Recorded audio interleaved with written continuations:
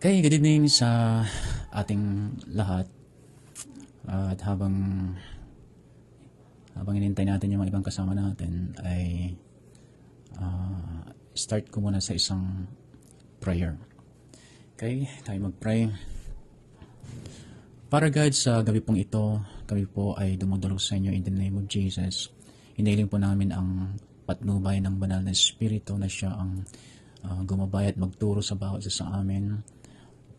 Ang aming pong tatalakayan ay patungkol sa pagsasanay kung paano po mas magiging effective yung pag-share namin ng inyong salita. At ito po ay napakalaga dahil isa po ito sa napakalagang iniutos ninyo bago po kayo bumalik sa langit. At kung kaya't ito po ang aming pag-usap-usapan sa gabing ito. At kayo lamang po ang siyang dakilang tagapagsanay namin. Kayo po ang magiging teacher and trainer namin sa gabing ito. Ito po ang aming dalangin sa pangalan po ng aming Panginoong Hesus. Amen. Kaya good evening sa mga nandyan na nakaantabay. At dahil sa nauna kayo, so kayo kaagad ang makakakuha ng lessons. At ito ay umpisahan natin sa 1 Corinthians. At mas maganda kung may Bible kayo at masundan ninyo yung ating mga tatalakayan dahil napakahalaga nito dahil lahat ng aking mga nalalaman na about preaching, about public speaking ay i-share ko sa inyo para mas maungusan ninyo ako. At okay lang sa akin yan, wala akong mas gusto ko yun na yung aking mga matuturuan ay mas lalampasan nila ako. Kaya lahat ng mga nalalaman ko ay i-impart ko sa inyo, idadagdag nyo sa mga nalalaman ninyo, hindi ko pa nalalaman. So, mas magiging effective yung pag-preach ninyo, pagtuturo nyo, o pag-share nyo ng salita ng Diyos. At syempre, maging sa pag-awit dahil yung music kasi natin, hindi lang dapat kasi basta kumakanta. Kailangan, parang preaching din na mayroon kayong kino-communicate. Mayroon kayong ipinaparating. At kung hindi malinaw yon sa pagpapaawit ninyo o pagpapakanta ninyo, hindi effective yung pagiging song leader nyo o worship leader ninyo. So para maging effective yon, dapat alam mo yung mechanics of communicating. So start natin to sa 1 Corinthians chapter 14 verse 12. So ina-expect ko na pag natapos natin yung training na ito, hindi babalik-balikan ninyo. So, ina-expect ko na dadaigin ninyo ako. Ina-expect ko na lalampasan ninyo ako. Kasi naibigay ko na sa inyo Naibigay ko na sa inyo yung mga dapat yung malaman. So, ano pang dahilan kung bakit hindi ninyo ako malampasan? Okay, so, yan ang napakalaking challenge siguro na matatanggap ninyo mula sa akin. Yung lampasan ninyo, yung aking pagiging effective sa preaching. Siguro ay hindi naman ako siguro beginner sa ituturo kong ito sa inyo dahil sa matagal ko nang ginagawa to since 17 years old ako ay dire-diretso na yung aking pag-angat sa larangan ng preaching. Dito ako ginamit ng Diyos, dito ako itinaas ng Diyos sa larangan na ito. Dinala niya ako sa maraming lugar sa pamamagitan ng preaching. Nakilala ko ang maraming tao dahil sa preaching, maging nung kami ay nag-excel sa music dahil yung style ng preaching ay nailakip ko sa paggawa ng kanta. So every time na gumagawa ako ng kanta, para lang ako nagpi-preach. And then nakatanggap ako ng mga malalaking love gift because of preaching. May mga times na dahil na-bless ang mga tao sa preaching, sa pinag-preach ko ay binigyan ako ng mga alahas after ng preaching. Ayaw mo naman tanggapin pero talagang ipipilit na tanggapin. So, wala akong magagawa. So, sinishare ko lang yung as a testimony na hindi ako beginner sa aking ituturo sa inyo. Kumbaga, alam ko kung ano yung sinasabi ko. Alam ko kung ano yung sasabihin ko sa inyo about preaching. Kaya kung isasagaw ninyo ay mag-improve yung pagpipreach ninyo. binalikan ko kasi lahat ng mga videos natin doon sa mga live schedules natin. Ako mismo, although matagal na akong nagpipreach, ay nakita ko pa rin yung mga kapalpakan. Marami pa rin akong naging kapalpakan. Siguro minsan dahil sa hindi ako komportable dito, dahil ang sikip-sikip, at saka nadi-disturb sa mga technical problems. So siguro yun ang dahilan. Pero kung babalikan natin yung mga sasabihin ko sa inyo ngayon, ay pwedeng mag-improve pa. So, excuse me. So ngayon punta tayo sa lesson. 1 Corinthians chapter 14 verse 12, ito ang sabi niya. Even so ye, so King James Version ito, for as much as ye are zealous of spiritual gifts, seek that ye may excel to the edifying of the church. Okay, kung ang Bible nyo ay manual, guhitan ninyo yung seek that ye may excel to the edifying of the church. Or kung digital yung Bible ninyo, ay i-highlights ninyo. Seek that ye may excel to the edifying of the church. So, ang purpose natin dito, when it comes to preaching, is not to perform. Minsan kasi masyado tayong concerned doon sa ating performance. Masyado tayong conscious, curious sa kung paano yung masasabihin sa atin, kung paano natin matatapos yung tinuturo natin. So nakaka-distract ulit sa atin yan. At saka mali kaagad yung ating umpisa kung ang ating concerned ay yung ating performance. Hindi ganoon. Ang ating purpose dito when we preach is to edify, to build up people, to uplift their spirits, to encourage them, to motivate them, to inspire them, to challenge them. So dapat yun ang aim ng ating preaching. Okay? Alisin niyo ang ibang aim, alisin niyo ang ibang goal. Your goal is to edify. Not for you to feel good dahil sa nakapag-preach ka. Alisin niyo yan. It is to edify. Okay, kung ang kausap mo ay Christians, then to edify the body of Christ. Kung ang kausap mo ay unbelievers, then to lead them or to ignite faith in their hearts para tumanggap sila sa Lord. Yan ang purpose ng preaching. You are not speaking just to perform. Nakuha nyo yan, no? And then sabi nga dito, pag na-establish mo yan, no, mayroon ka ng aim, the aim of your preaching is to edify people. Then yung isang word pa dito na napakalaga, sabi niya, seek that ye may excel. So yung word na excel ay napaka-importante. Kasi kailangan kang mag-excel. Pag hindi ka nag-excel sa preaching, then ito ang dahilan kung bakit yung preaching natin ay hanggang ngayon, matagal natin ginagawa, ay wala pa rin improvement, or kung nag-improvement, mabagal siya. Okay, pag sinabi kong preaching, isama niyo na rin yung pagpapakanta, ha?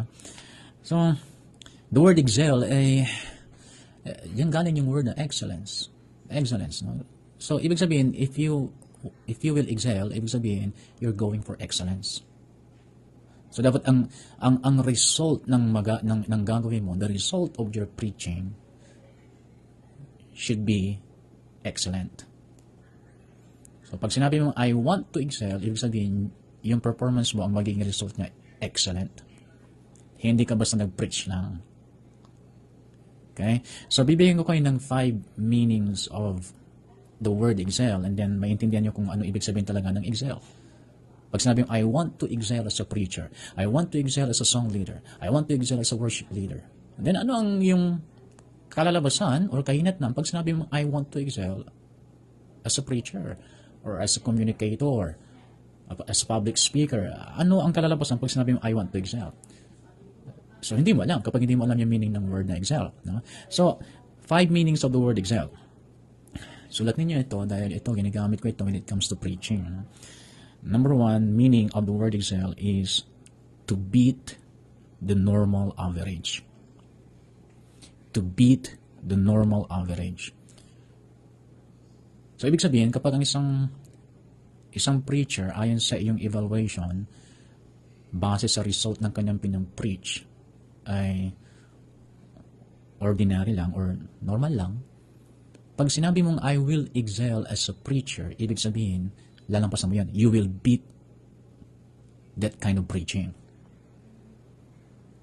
Pag sinabi mong I want to excel. you will beat the normal average. So, hindi lang basta ikaw ay nakapag-preach or nakapag-exhort or nakapag-turo, nakapag-share. Hindi lang basta ganoon.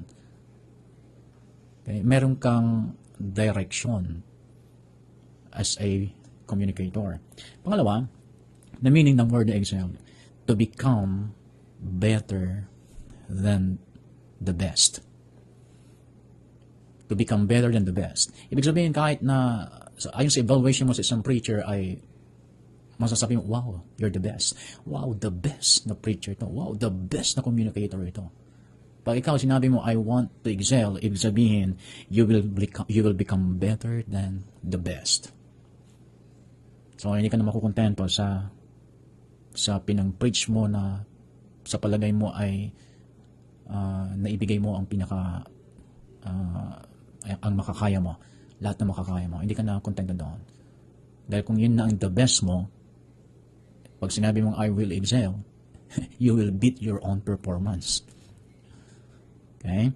Then number 3, the meaning ng word excel, to become more than enough. To become more than enough. So, ibig sabihin, yung information na ibibigay mo o ibinigay ng narinig mong preacher at para sa'yo, kulang yung information na binigay niya, then pag sinabing I will excel, ibig sabihin, you will become more than enough. Mas marami kang maibibigay na information kapag ikaw na ngayon ang nagsalita. Or, konti lang yung points mo, pero na-expound ng husto to become more than enough. O, pakinggan mo mismo yung video mo, pakinggan mo yung preaching mo, yung sharing mo, and then ano yung naging kulang doon? Hindi mo ba na-explain ng husto? And then, sa susunod, pag sinabi yung I will excel, ibig sabihin, you will become more than enough doon sa naging performance mo. Last, nung pinanood mo yung sarili mo. And then number 4, the meaning ng word na excel is to go above and beyond the ordinary. To go above and beyond the ordinary. Ayaw mo maging ordinary communicator lang. And then number 5 is to exceed the full. To exceed the full. Yung susobrang mo yung punong-puno na. So ngayon, babalikan ko ulit yung aking sinabi kanina. Although nababanggit ko yung performance sa pag-explain ko yung alam nyo, ibig sabihin doon. No? Hindi tayo concerned sa ating performance dahil ang pinaka-purpose natin ay to edify. And yet, habang tumatagal tayo, then kailangan ayusin natin yung style natin para maging mas effective yung pag-communicate natin. And then overall, sa sinabi ko yun, ayusin mo yung kung paano ma-communicate ang iyong ang mga dapat mo i-communicate, maayos yung ma-communicate, and then magagamit ko na rin yung word na that's your performance. Okay? Ngayon, dahil sa 5 na ito, yung mga sa aking palagay ay para sa akin na sila yung mga pinakamagaling na preachers sa buong mundo. Okay? So, ang dami mga magagaling na preachers sa buong mundo. And then, kinulikta ko ang kanilang mga preachings. Pinanood ko sila, paano sila mag-preach, paano sila mag-minister sa needs ng mga tao, paano sila mag-explain ng kanilang mga importanteng points. And then sabi ko, I will beat their normal way of preaching. I will beat their performance. Not for my name's sake, but for the glory of God. Dahil nakita ko na yung kanilang style of preaching, ang daming nabibless. Nakita ko yung mga tao na talagang puspos sila, blessed na blessed sila kapag sila nakikinig sa mga preachers na ito. So yun ang aking naging motivation. I want to bless people. Kaya gusto ko na mag-excel sa preacher. So hindi nangyari kaagad. At sa akin palagay, hindi pa nangyayari. Pero sa narating ko na doon sa aking aim na I want to excel as a preacher ay hindi ko na po masasabing malapit lang, kundi malayo na ang aking narating when it comes to preaching. At dinalan na ako ng Lord sa mga lugar na no choice ako kundi mag-preach ng pure English. At bago pa ako makyat ng stage, sinabihan na ako na huwag ako magtatagalog. So, yan ay pressure. No? Although hindi tayo gaano magaling sa grammar, may mga pagkakamali pa tayo sa pronunciation, ay at least ay nandoon yung desire na to excel, and then dahil nandoon yung desire na to excel, then ang Holy Spirit ay tumulong siya. So, challenge yan, dahil sa akin hindi ko pa naman sinasabing magaling na ako sa mga grammar, sa pronunciation. Hindi ko masasabi. So, yan ay challenge kasi alam ko naman ng iba ay mas daig ko pa sa inyo. So, ibig sabihin, challenge yun sa inyo. Challenge yun sa inyo na kung akala ninyo ay okay na ako at sasabihin kong hindi pa ako okay, so, dapat yan magbibigay ng motivation sa inyo na kung si pastor ay hindi pa pala okay, di masala na ako. So, dapat dudubling ko yung aking pag-i-excel as a preacher or as a communicator of the Word of God. Okay? So, ngayon, sa 1 Corinthians chapter 2, 1 Corinthians chapter 2, sabi sa verse 3, no? I came to you in weakness, timid, and trembling. Kalahin mo, this is Apostle Paul. Great preacher. Great preacher ito. Pero ang sabi niya, I came to you in weakness, timid, and trembling. Ibig sabihin niya, in isang salita, nininervyos siya. So, ang nervyos, ang maramdamang nininervyos ka, normal yan.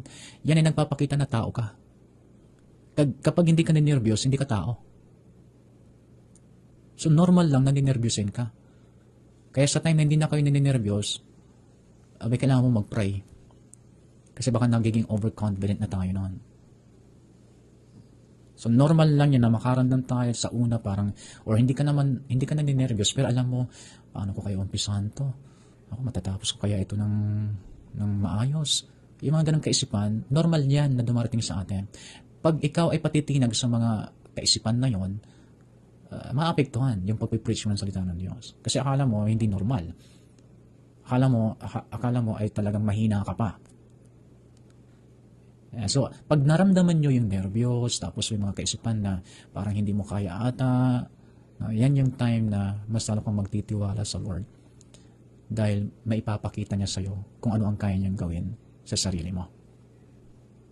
Okay? So, lalabanan mo yun. Kahit na ninenervyos ka, sige, basta mag-start ka lang. Ngayon, iba yung nervyos na nagkape kayo bago kayo magsalita, wag muna kayo magkape, no? Dahil talaga iba talaga ang mararamdaman mo pagka nagkape ka o nakakain ka ng yung nagtinapay ka tapos ang palaman mo sabi mo, nagtinapay lang naman ang kinain ko, pero ang palaman mo ay napakakapal na tela pala. Di talagang mararamdaman parang ninenervyos ka. Or nagmilo ka. So, ang mga yun ay na-stimulate yung brain natin. At yung ating pakiramdam tuloy ay para tayong ninenervyos. Okay? So, iwasan nyo yung mga ganon.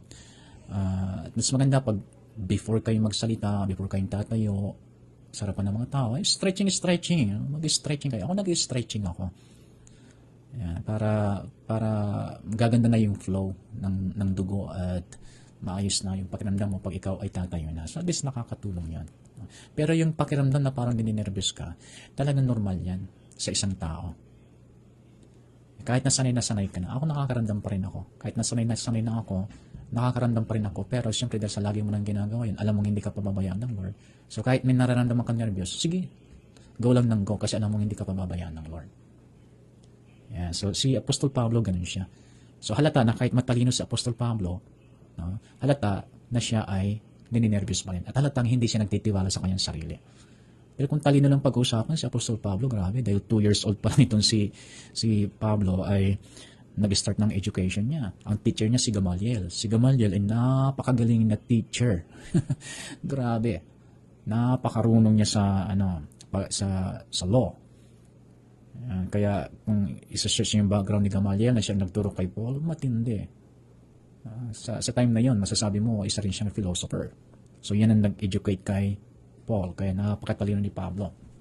Pero, pagdating sa preaching of the Word of God, aaminin niya, hindi niya kaya. Kailangan niya ang Holy Spirit. Verse 4, sabi niya, and my message and my preaching were very plain rather than using clever and persuasive speeches. I relied only on the power of the Holy Spirit. Galing, no? Sa kabila ng kanyang pagiging matalino, sabi niya, I relied only on the power of the Holy Spirit. Iniwasan kong magbigay sa inyo ng mga speech na nakakaakit. Alisin niyo yan na motivation ninyo na akitin ko si ganito, i-impress ko si ganito, gagalingan ko ang aking pagtuturo, gagalingan ko ang aking pag-communicate ng Word of God para ma-impress ko si ganito, si ganyan. Yung ganyan. Rely only on the power of the Holy Spirit. Okay? Sabi niya, I did this so you would trust not in human wisdom but in the power of God. Yan, ginawa ko ito, sabi niya, nagtiwala ko sa banal na Espiritu, nang sa ganun, kayo na mga nakikinig, sabi niya, ay sa kapangyarihan ng Diyos kayo magtitiwala at hindi sa kakayahan ng tao. Ayan, bibigyan ko kayo ng mga principles na nakatulong sa akin kung paano ko na-improve yung aking pagpipreach.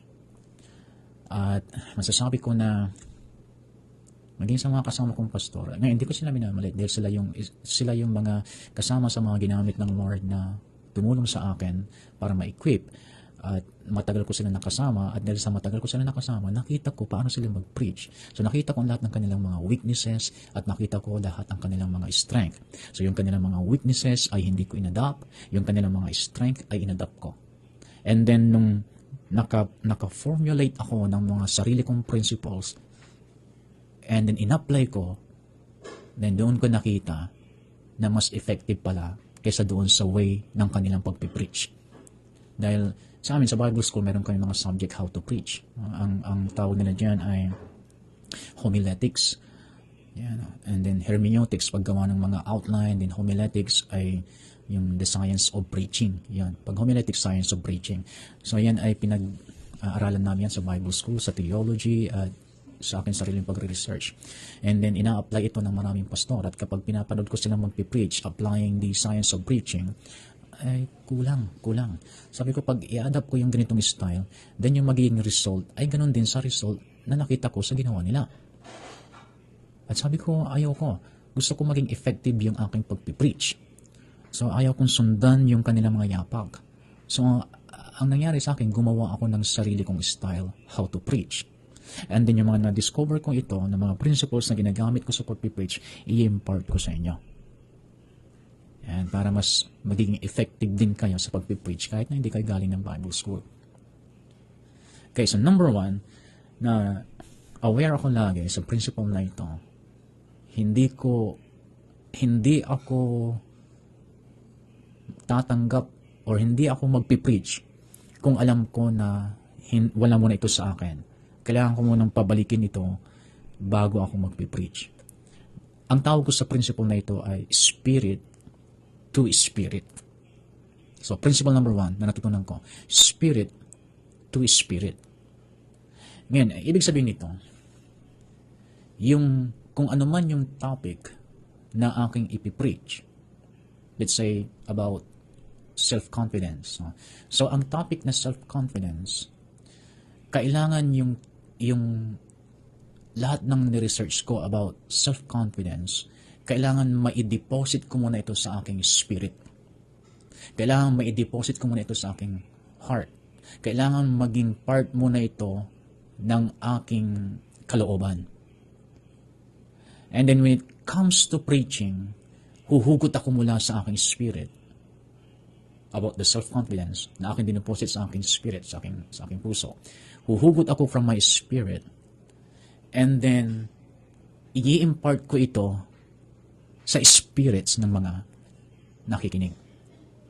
Kaya ang tawag ko is spirit to spirit or heart to heart. Kasi pag ang topic na self-confidence ay hindi siya nag-deposit sa aking puso, nasa mind ko lang yung topic na ito, then pag ako'y nag-preach, ang magiging resulta is mind to mind. Okay? Brain to brain ang mangyayari niya. Okay? Pag sa brain lang, lalaki lang yung ulo nyo. Pampalaki lang ng ulo yon. Okay, tuwang-tuwa dahil natuto sila, tuwang-tuwa dahil meron silang narinig. Pero wala pong changes sa buhay nila pagka ganon. Kailangan out of your spirit, no? Pull out from your spirit and then impart to the spirits of the listeners. Heart to heart. Kaya, kapag hindi ko pa na-deposit sa aking heart yung isang topic, ayaw ko mag-preach. Ayaw ko magiging mind to mind lang. Gusto ko pag nagsalita ako, spirit to spirit. Ganun din sa kanta. Kapag ikaw ay kumanta, kailangan from heart to heart. Pero kung pinag-aralan mo lang yung kanta, hindi pa ito nag-deposit sa puso mo, hindi nagiging mind to mind lang siya. Which is hindi siya masyadong effective. Kaya yan ang dahilan kung bakit hindi effective yung mga maraming song leaders kasi hindi na alam yung ganitong principles. Mind to mind lagi ang nangyayari. Mind to mind communication lagi. Sa mga ibang preacher, hindi nila na-accomplish yung kailangan nilang i-accomplish when it comes to preaching kasi pag nag-preach sila is mind to mind lang. Dahil nung natapos nilang pag-aralan yung outline nila, okay na. Hindi na sila nag-effort na yung kanilang ipipreach ay mag-deposit sa heart, sa spirit. Yan, sabi ng Matthew 12:34, Matthew 12:34 and 35. Sabi niya, "You brood of snakes, how could evil men like you speak what is good and right? For whatever is in your heart determines what you say." Whatever is in your heart determines what you say. So, ang effective communicator is hindi lang siya basta nagsalita, kundi yung kanyang sinabi galing sa puso. Dahil pag galing sa puso yung kanyang sinabi, yung mga receiver, tatanggapin din nila sa puso. So, importante yan when it comes to preaching. Once na ikaw ay nagsalita, para hindi ka nila makalimutan, kahit konting panahon lang yung naibigay sa'yo, kung tamang pamamaraan o tamang way yung pag-communicate mo sa kanila, kahit konting panahon lang, hindi ka nila makakalimutan. Kasi when you preach out of your heart, then receive ito ng mga tao sa kanilang heart. Then dito na naman sasabi, na-touch ako.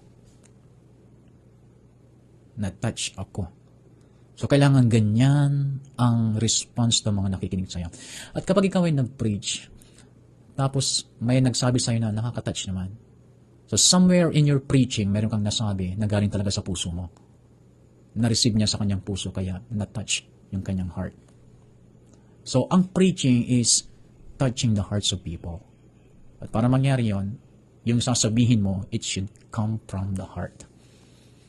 At hindi mangyayari yun kung hindi abundant sa'yo yun sa sinasabi mo. Kailangan abundance. Kasi sa ibang translation, ang sabi dito, what is the abundance of the heart? The mouth speaks. Kung ano yung punong-puno sa puso mo, yun din ang sasabihin ng bibig mo. Kaya, eto maganda to. Kaya kung kayo ay magpipreach, make sure, prior to your preaching hour or preaching time, hindi ka nanood ng kung ano-ano. Hindi ka nag-spend time sa kung sino-sino.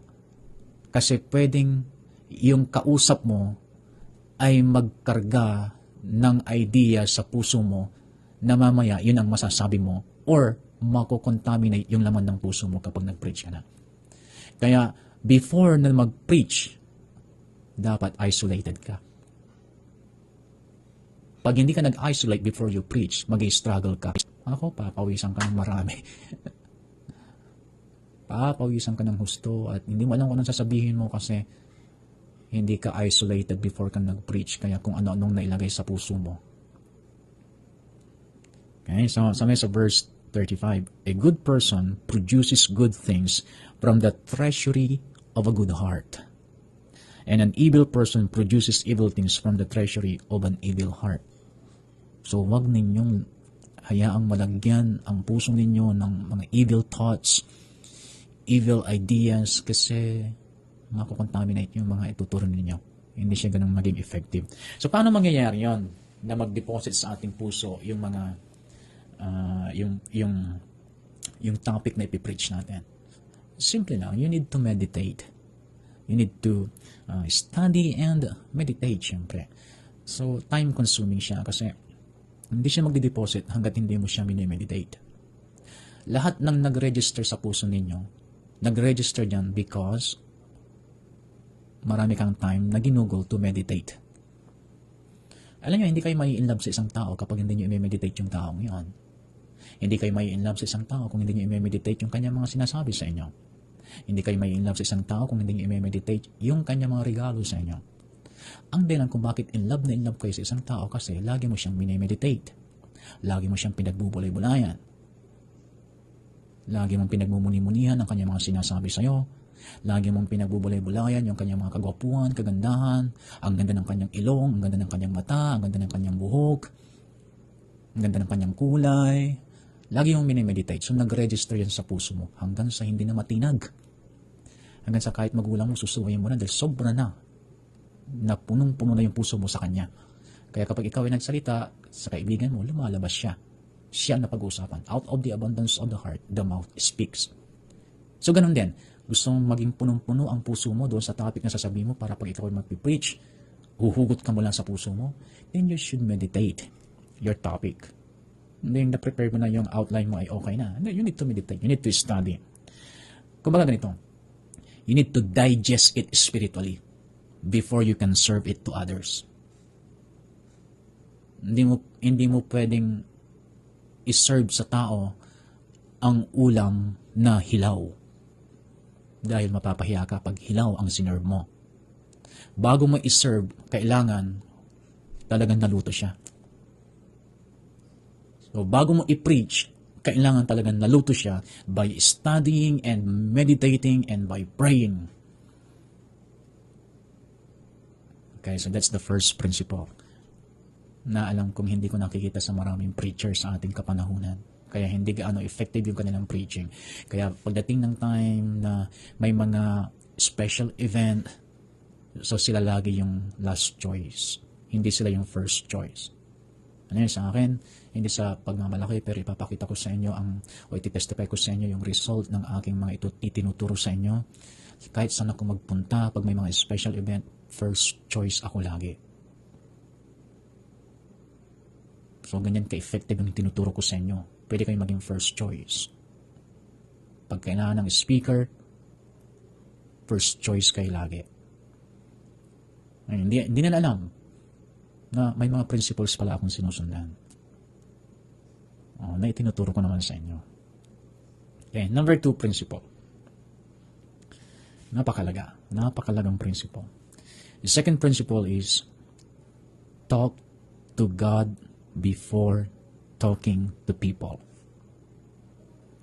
Talk to God before talking to people.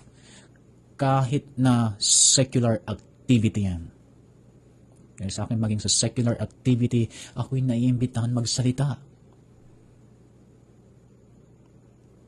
Kahit secular activity, you need to talk to God first before you talk to people. Meron ako nabasang yun I think E.M. Bounds ang pangalan. Siya ay 18th century preacher. 18th century preacher si E.M. Bounds. Sabi niya, before you can talk well to men about God, talk to God first about men. Before you can talk well to God about men, or before you can talk well to men about God, talk well to God first about men. Ibig sabihin, idulog mo muna sa Lord ang lahat ng mga taong posibleng a-attend na makikinig ng iyong sasabihin. Idulog mo muna sila sa Diyos upang pagharap mo sa mga taong ito, then effective yung pagsasalita mo tungkol sa Diyos. Pag kulang ka sa prayer, mahirap mag-release ng salita with power. Alam niyo, kapag na-back-upan ng prayer yung iyong ituturo, mag-i-enjoy ka kasi alam mong hindi ikaw nagsasalita. At saka every time na mag-release ka ng salita, damang-dama mo na doon sa salitang binitawan mo, kasama ang banal na espiritu na nag-i-empower. Kaya mas lumalakas yung loob mo. Mas lumalakas yung confidence mo na magsalita pa kasi lahat ng sasabihin mo, babakapan ng Holy Spirit with His power. At magiging irresistible siya. So, hindi sapat na nag-aral kayo. Hindi sapat na nag-prepare kayo ng outline. Kailangan mong mag-intercede. At kailangan mong magbabad sa worship. Okay? Dito sa Isaiah chapter 10 verse 27, nung una ko itong nabasa, hindi ko binitawan. Sabi ko, itong kailangan ko.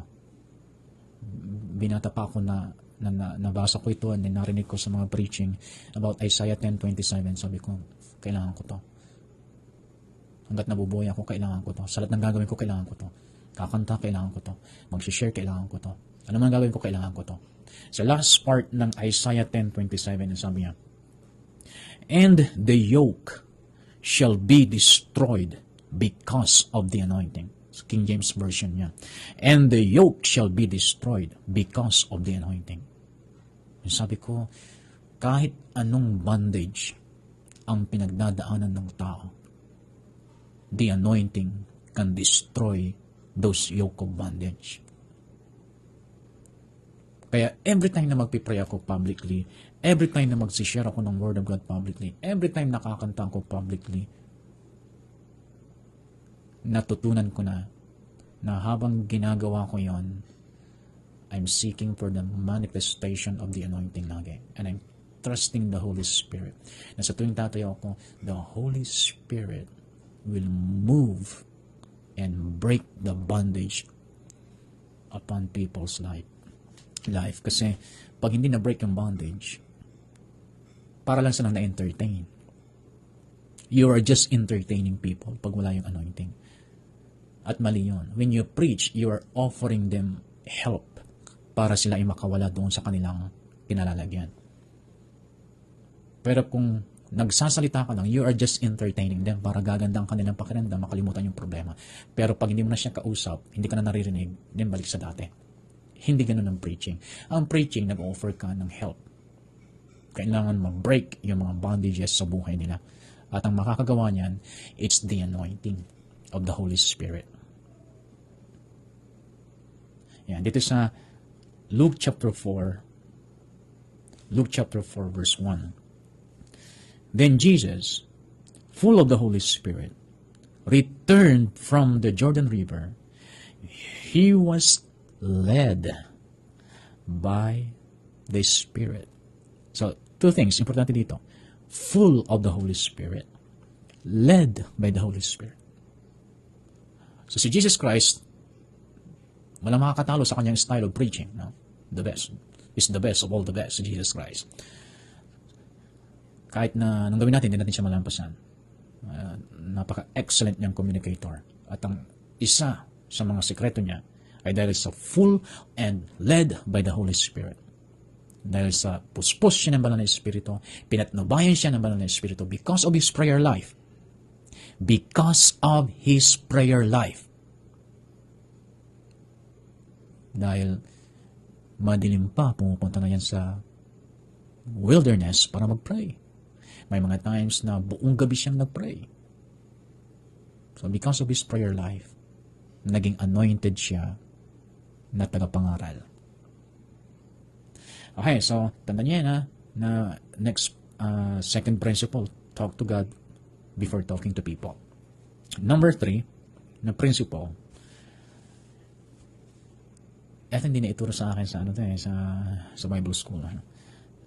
Na-discover ko lang to base sa pag-observe sa mga preachers. Number 3 principle is simplify the complicated. Simplify the complicated. Isa yan sa alam kong factor na kung bakit gustong-gusto nila akong kuning tagapagsalita, gustong-gusto nila akong gawing tagapagturo sa Bible school, sa church, sa school, guest speaker sa mga events, dahil malinaw daw akong magturo. Lahat daw ng sinasabi ko may paliwanag. At ginawa ko yon with purposely. Hindi yun basta ganun lang yung salita ko. Intentionally, kumbaga. Kung malinaw mo yung dating sa kanila, it's because intentionally, pinaghandaan ko yun na maging malinaw lahat ang sasabihin ko. Na hindi ako magsasabi ng mga komplikadong idea or komplikadong kaisipan. Ayaw kong magbigay ng isang idea na hindi ko kaya ipaliwanag. Kung hindi ko kaya, alisin. Ang mga ibibigay ko lang na information, yung kaya kong ipaliwanag. Okay?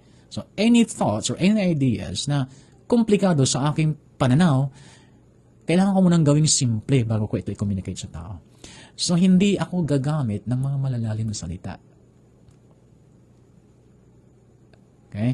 Kaya kahit na kung ako'y nagturo ng philosophy, kahit ako'y nagturo ng philosophy, kahit gaano kakomplikado yung aking ituturo, mag-i-enjoy yung mga estudyante kasi pag ako nagturo na sa kanila ng isang subject na hindi nila naunawaan, mag-i-enjoy sila ng isang oras, hindi nila mamamalayan, isang oras tapos na pala, hihirit pa sila. Kasi nag-enjoy sila ng husto doon sa isang topic dahil na-simplify siya. Okay?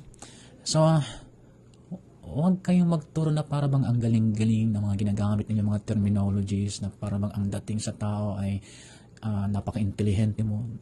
Hindi. Para sa akin, hindi siya effective.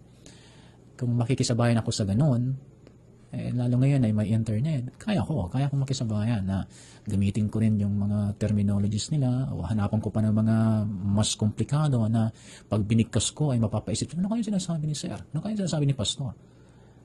Pero hindi yun ang aking goal, hindi i-impress yung mga tao. Ang gusto ko ay makakuha sila ng pwede nilang i-apply sa buhay nila. Kaya ginagawa ko ang lahat na makakaya ko na mas simplify yung mga complicated subjects. At dahil doon, gustong-gusto ng mga tao. Nakuha ko yung puso ng masa. So, natural, hindi ko makukuha yung puso ng mga matatalino. Hindi ko makukuha yung puso ng mga intelihente, lalo yung mga may master's degree, yung mga may doctorate. Talagang, kaya nag-aaral ako online dahil nag-masteral ako. At sa group chat namin ay natatawa na lang ako. So, ako lang yung hindi active doon. Ako lang yung hindi nagpo-post ng mga kung ano-ano dahil masyado silang matatalino. Kung makikisabayan ako, kaya ako, pero hindi ako masaya sa ganoon. Ang gusto ko yung pagkasabi mo, alam ka agad nila kung anong sinasabi mo. At nakita kong effective yun. Dahil doon ay masasabi kong kumita ako ng malaki. Dahil sa ganong style na kailangan naunawaan ka, simple lang yung pagpapaliwanag mo. Okay, so simplify the complicated. Paano mo ito gagawin? It takes time. Sa isang topic, halimbawa, ang topic natin ay creation. Creation, God as the creator. No? So yan ay komplikadong subject. Lalo pagka Bible school students, hindi komplikado. Maliban lang kung meron silang background sa philosophy. Komplikado yon. So sa school, dahil sa natagtad sila ng mga maraming ideas dahil sa mga subject nila sa philosophy, komplikado yan. Komplikadong subject yung creation. So, isi-simplify mo siya. Papalitan mo yung mga malalalim na terms sa mababaw na terms, and then gagawin mo ang lahat ng makakaya mo na yung pagpapaliwanag mo ay patok siya sa style ng mga tao ngayon. Dahil pagka ipipilit mo yung dating pagpapaliwanag, antukin sila. So, sasabay ka sa kung ano yung gusto ng mga tao ngayon. O ano yung style na nakasanay ng mga tao ngayon. The same message, hindi mo binagong message, the same message, ginawa mo lang simple para madaling unawaan, and then, sinabayan mo yung style ng mga modern na tao. Ngayon, paano mo gagawin yon? Ito yung mga ginagawa ko. Mag-download kayo sa cellphone ninyo ng Tikarta Bible apps. Tikarta. Or any kind of Bible apps na mayroon siyang tinatawag na concordance. Yung concordance ay lahat ng mga verses na related doon sa topic mo, pag tinype mo, halimbawa, the word love, okay, kung ang topic mo is about love, itatype mo lang yung word na love doon sa concordance ng Bible apps mo. Then, click mo siya. Lahat na ng mga scripture verses na may word na love, makikita mo na. So, hindi mo na kailangang mag-search mo ng ano. Yan. So, mayroon akong manual Bible na meron siyang concordance. Yun ang ginagamit ko noon. Buklat ka na buklat, buklat ka na buklat. Pero pag nahanap mo na, nandun na lahat. Yung word na faith, nandun na lahat yung word na faith. Ngayon, Bible apps mayroon. So, ang nakasanayan ko lang gamitin is the Bible app na Ticarta. Ticarta. T-E-C-A-R-T-A. Ticarta. I-download nyo lang yun sa cellphone ninyo. And then, pindot mo yung search. Halimbawa, ang topic na hanapin mo ay it's about righteousness. So, i-type mo yung righteousness dun sa search. And then, yun. Papakita niya lahat yung mga verses about righteousness. So, importante yan sa ating pag-aaral ng pagpipreach. The Bible app na may concordance. Pangalawa, kailangan may mga dictionaries kayo. So, ako, gumagamit ako ng mga Oxford Dictionary. Gumagamit ako ng Webster's Dictionary, and then Google, and then Tagalog-English Dictionary. Kailangan may mga applications kayo ng mga dictionaries, at may Bible Dictionary ako. Pag ito binuksan ko, nag-research ako ng topic, nabuksan ko ang Oxford Dictionary, nabuksan ko ang Webster's, Tagalog-English, Google, and then Bible Dictionary. Pag yan nabuksan ko sa isang topic, sigurado ang mariresearch ko dyan, madaling intindihin, madaling unawain. Okay? And then, kailangan meron kayong maraming translations ng Bible. Meron kayong amplified. Alam ko si Andre, gumagamit siya ng amplified. No? And then, dapat meron kayong NLT, the New Living Translation, NIV. Yan, dapat may mga ganyan kayong simpleng unawain. Amplified, New Living Translation, NIV. Hindi mayroon pa mga iba, pero yan lang yung aking mga nagagamit. Kasi yung mga ibang na-download ko, hindi ko nagagamit. So, install ko na. Dahil ang nagagamit ko lang lagi is Amplified, New Living Translation, New International Version, at saka King James. Yun lang yung madalas kong magamit. So, dinilit ko na lang yung mga iba. Yan, so importante yan mga yan. Okay. Pag meron ka ng mga yan, doon sa topic mo, ano yung mga highlights doon? Ano yung highlights doon sa mga topic mo? Halimbawa, ang title ng topic mo ay Love Life. Love Life. So, ano yung mga highlights or important points mo na didiinan mong isi-share kapag ikaw ay nag-share na? Kasi pag Love Life, malawak na usapin yan. So, ano yung mga highlights lang? Halimbawa, isa sa mga highlights doon ay communication. So, importante sa love life ang communication. Dahil malaking porsyento sa love life, malaking porsyento ng dahilan ng pag-break ng magkasintahan is communication. So, one of your highlights is communication. So, sa highlight na yon, the word communication, i-focus mo ngayon ang iyong study, ang iyong research sa communication. At habang ginagawa mo yon, nasa isip mo, ano ang pinaka-importanteng malaman ng mga makikinig sa akin when it comes to communication. Then lahat ng mga makukolekta mong napaka-importanteng information, then sulat or type mo sa notes mo. Lahat ng mga importante na mga informations about communication. And then, halimbawa, meron ka na nag-gather na 5 secondary points doon sa highlight na communication. Then, doon sa 5 na yon, ano ang top 3? So, pag napili mo yung top 3, then set aside mo na yung 4 and 5 or hanapin mo siyang emerge doon sa top 3 information na nakuha mo. So, na-filter mo ngayon, kahit na 7 important secondary points na nakita mo, gawin mo lang 3. i-merge mo yung iba sa mga ibang points. So, sa highlight mo na communication, hindi ka mahirapang i-communicate ito kasi may 3 points ka lang. Hindi magulo ang isip mo kapag i-communicate mo. Kasi when it comes to your point, pag nandun ka na sa point na communication, then excited kang i-impart ito kasi tatatlo lang yung nasa isip mo tungkol doon sa topic na yon. Okay? So, hanapin mo ano yung mga highlights. At para hindi kayo mahirapan sa isang topic, minimum of 3 points. Okay? Kung ang points ninyo ay 10 points yung 10 highlights, no? Hatiin nyo yun. 5 lang muna. Saka na lang yung 5. And then, yung 1 to 5, under ng 1, lagay mo ng 3 secondary points. Under ng 2, lagay mo ng 3 secondary points. Yan. Kasi pagka dire-diretso mo yung 1 to 10, parang mahirap i-apply. 10 ka agad. Okay? Mas maganda kung 3 to 5 lang.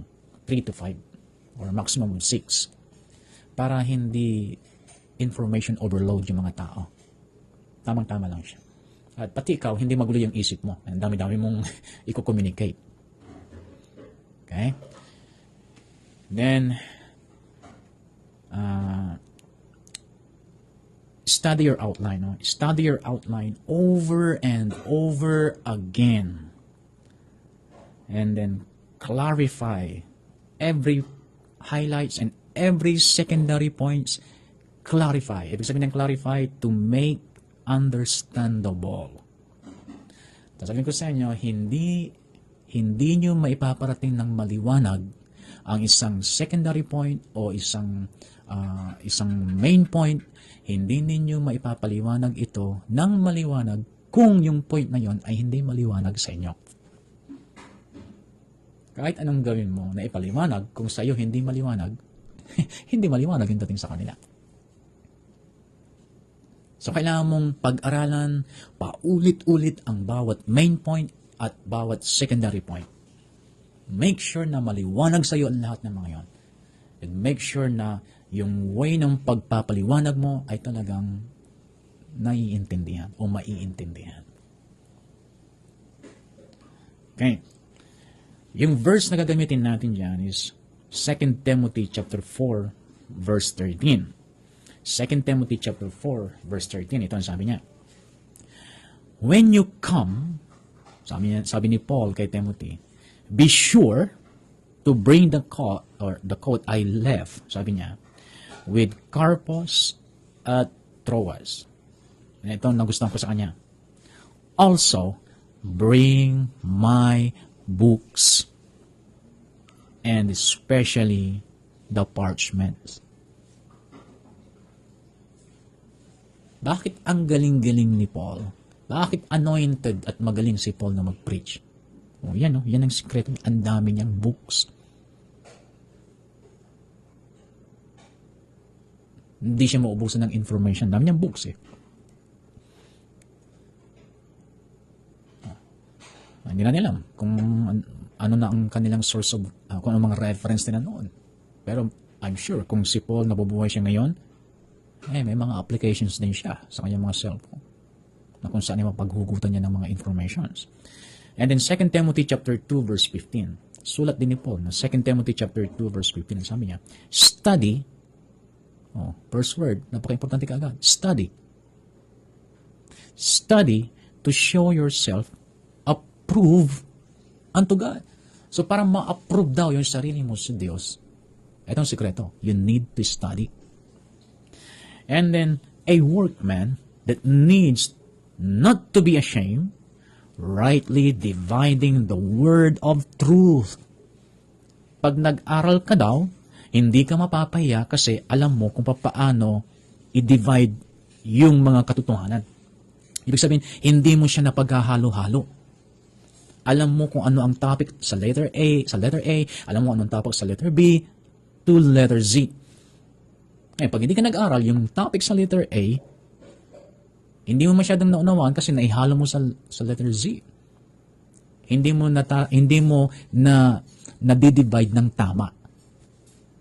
Kaya yung mga nagtuturo na nakakalito yung tinuturo, hindi nila na-divide ng tama yung kanilang itinuturo.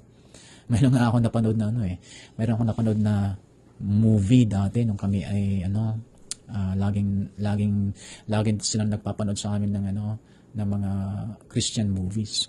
Ang ipinanood sa amin is about rapture, at yung movie na yun is about Bible study. Nag-aaral sila about the rapture. And then sa bandang, akala ko ang ganda-ganda, pagdating sa huli, hindi raw sila naniniwala sa sinabi ni Paul about the rapture, kasi si Paul ay tao lang. Pambihira ka ako, ang ganda-ganda sa una, pagdating sa huli, hindi na nila pinapaniwalaan yung mga sulat ni Apostle Paul. Dahil tao lang daw si Apostle Paul, kaya yung rapture hindi raw totoo. So hindi nila na-divide ng tama yung word of truth. Alam niyo, walang kontra sa Bible.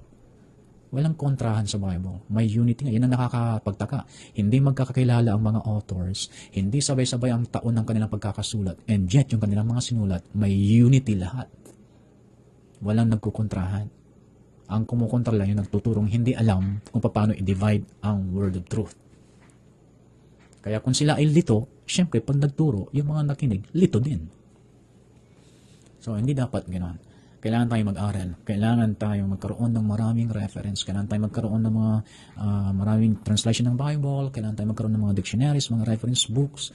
And then, huwag tayong basta-basta kumukuha ng teachings ng mga teachers na hindi natin kilala kung sino sila. So, hindi ibig sabihin nakita nyo sa Google, ito, gumamit ng Bible. Nakita nyo sa YouTube, ito, nagpipreach gamit ng Bible. Hindi ibig sabihin ay tama na lahat. Kailangan, pag nakikinig din kayo, alam nyo i-divide ang word of truth. Alam nyo kung ang kanyang sinasabi ay taliwas na sa Biblia.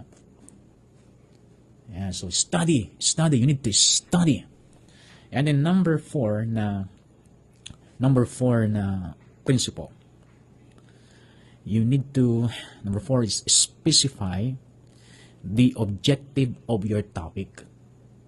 Specify the objective of your topic, then make plans to accomplish it. So pag nag-prepare kayo, specify the objective of your topic, then make plans to accomplish it. Kailangan pag gumawa kayo ng outline, meron siyang objective. Ano ba ang objective nito? Ano ba ang gusto mong i-accomplish sa topic na yan? Huwag kang basta-basta gumawa ng topic. Hindi pwedeng sabihin mo lang self-esteem is my topic. So, anong purpose mo? Anong purpose? Anong objective? Anong goal ng topic na yan? Sino ba yung mga palagay mo makikinig at ano yung kalagayan nila? Is it applicable to their lives? Kasi baka naman yung pin-repair mong self-esteem, ang mga a-attend pala ay mga wala ng problema sa sarili. At baka mas alam na nila yung ituturo mo at mas naipapamuhay na lang ituturo mo. Okay, so kailangan kung magpipersist ka na ituro yon, then there must be an objective doon sa ituturo mo. Kung ang makikinig ay mga matatalino na, mga alam na nila yung mga bagay na ituturo mo, then mayroon kang specific objective na dapat i-accomplish kapag sila ay makikinig na sa'yo. So maaaring ang objective ng topic mo ay self-esteem, pero nakakonsentrate siya na hindi sila dapat titingin sa kanilang sariling kakayahan, kundi titingin sila sa kakayahan ng Diyos. So yun ang objective ng topic mo. Tuturuan mo sila how to rely on God, not on themselves. Not to themselves. So yun ang objective mo. Then ano ngayon ang plano mo para ma-accomplish mo yung objective na yun? So ano yung mga main points mo? Ano yung mga secondary points mo to accomplish that objective na ang mga taong ito ay matututo silang magtiwala sa Diyos at hindi sa sarili nila when it comes to self-esteem. Okay, so you need to specify the objective of your topic. Huwag kang basta gumawa ng topic. Ano ang specific objective ng topic mo, and then make effort to accomplish that objective. So, isa yan sa dinaan kung bakit nasasabi nilang effective yung aking public speaking, kasi na-accomplish ko lagi yung aking objective doon sa mga listeners. Okay, ito sabi ng Bible sa 1 Corinthians chapter 2 verse 1, sabi niya, When I first came to you, dear brothers and sisters, I didn't use lofty words and impressive wisdom to tell you God's secret plan. For I decided that while I was with you, I would forget everything except Jesus Christ, the one who was crucified. See, mayroon objective si Paul nang siya ay nagpunta sa mga Corinthians na ito at ang kanyang objective ay para ipaalam sa kanila that Jesus was crucified for them. So kung meron man siyang ibang naituro, yan ay secondary points na lamang niya. Basta't ang kanyang main objective sa kanyang pagpipreach sa mga Corinthians ay para palalimin sila sa kanilang knowledge about Christ died for them. So meron siyang objective sa kanyang topic. So you need to specify your objective. Madaling malaman yan, pag natapos mo na yung outline mo, i-preach mo yung outline mo sa sarili mo. Yan ang ginawa ko yan noon. Pag tapos ko na yung outline ko, magpipreach ako at ang audience ako lang. So uupo ako sa harapan ng salamin. Parang ganito, no? Uupo ako sa harapan ng salamin. And then ipipreach ko. Ipipreach ko yung aking outline sa sarili ko. And then tatayo ko niyan. Then tinitingnan ko yung sarili ko, yung itsura ko doon sa salamin dahil pagka mali yung aking tingin sa aking sarili, sigurado ganun din yung tingin ng mga tao. So ayusin ko yung kilos ko. And then doon sa aking pagpipreach ng aking outline, tatanungin ko ang aking sarili, na-accomplish ko ba sa sarili ko yung objective ng topic na ito? Okay? So, yan ay ginawa ko yun noon. Ha? So, challenge ko sa inyo, gawin ninyo yan. I-preach ninyo sa sarili nyo yung outline ninyo. Then pagkatapos yung i-preach, tanong nyo sa sarili nyo kung na-accomplish nyo yung objective ng topic na yan. So, pag hindi na-accomplish, you need to rewrite, you need to restructure your outline in ways that it can accomplish your objective. Walang masama sa pag-rewrite and pag-restructure ng outline ninyo. Ako, ginagawa ko yan, paulit-ulit. Pinapalit-palitan ko yung mga nakasulat na, nakaprepare na, pero pag hindi na-accomplish yung aking goal sa topic na yon, magre-restructure ako ng aking outline. Normal lang yan. Okay lang yan. Okay, number 5. So, dito tayo magtatapos. May dalawa pa. No? May seven principles ito na aking ginagamit. Pero magtatapos tayo dito dahil para hindi information overload. Number 5 na principle when it comes to preaching. Number 5 is, God is not impressed when you try to impress your listeners. God is not impressed when you try to impress your listeners. Kaya sa aking pagpipreach, halimbawa, ongoing na yung pagpipreach ko, and then may mga sumisingit-singit minsan, may umi-extend na minsan sa aking pagpipreach na parang may gusto kang i-impress one of the audiences or maaring napalingon ka sa isang nag-i-enjoy siya nakikinig sa'yo and then hindi ka na makaalis doon and then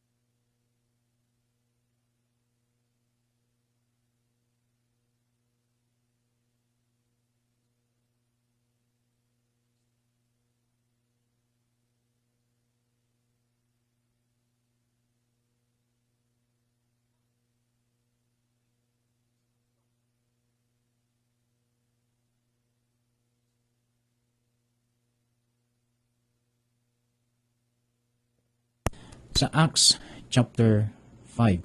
Acts chapter 5 verse 29. Then sabi ng Acts chapter 5 verse 29. Then Peter and other apostles answered and said, we ought to obey God rather than men. So ang point ni ang point ni Peter ay mas gugustuhin kong sundin ng tao mas gugustuhin kong sundin ng Diyos kaysa ang tao. So, ibig sabihin, mas gusto kong paligayahin ng Diyos kaysa ang tao. At kung aking pinipreach ay ayaw ng tao, ang importante dito, gusto ng Diyos na i-preach ko. May mga times na ganun dapat tayo. May mga times na ang Holy Spirit kakausapin kaya nang i-preach mo ito. Pero dahil sa reluctant tayo, dahil akala natin ma-offend yung mga tao, hindi natin pinreach. So, mas gusto nating paligayahin yung tao kaysa sa Diyos. Kaya dito sa John chapter 8 verse 29, sabi niya dito, and the one who sent me is with me.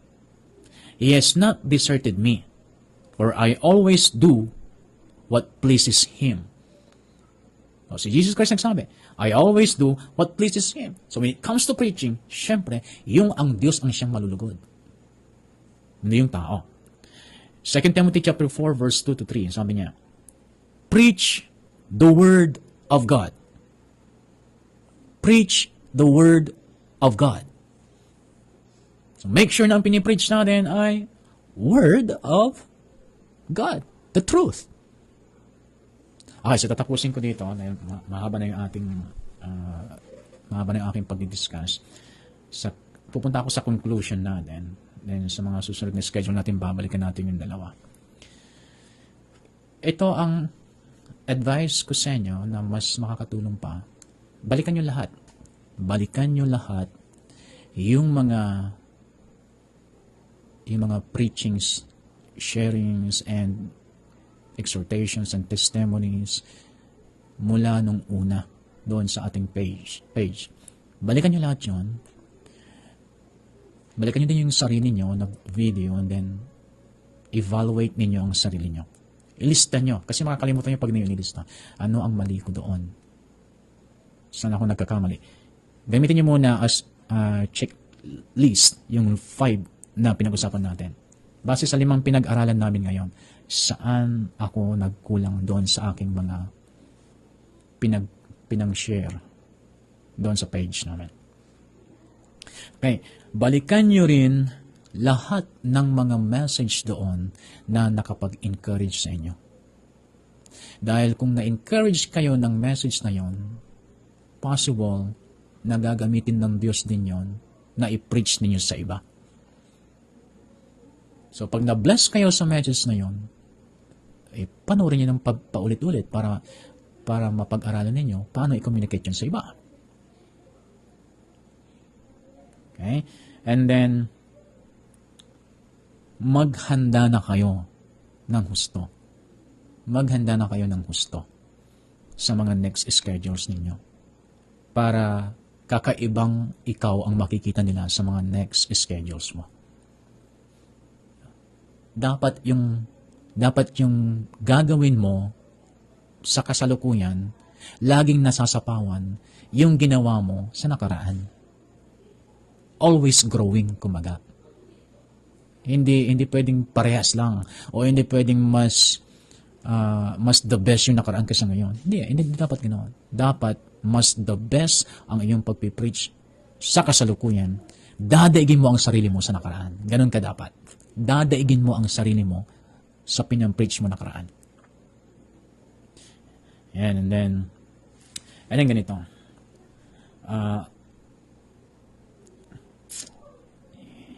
Mahalaga itong dalawa. Paano mahalaga pa itong dalawa? Yan saka ko na sasabihin to kasi konektado yung aking sasabihin sana sa 2 points pa. So, hindi ko na lang sasabihin muna. So, sapat na yon. Yung ating napag-aralan ay may i-upload nyo na yan. Introduction natin, the word excel. Excel means to beat the normal average, to become better than the best, to become more than enough, to go above and beyond the ordinary, to exceed the full. So, yan ang ating introduction. And then, principles ng dynamic preaching, spirit to spirit. First principle, heart to heart. Ibigay mo ang message from your heart to the heart of your listeners. Pangalawa, talk to God before talking to people.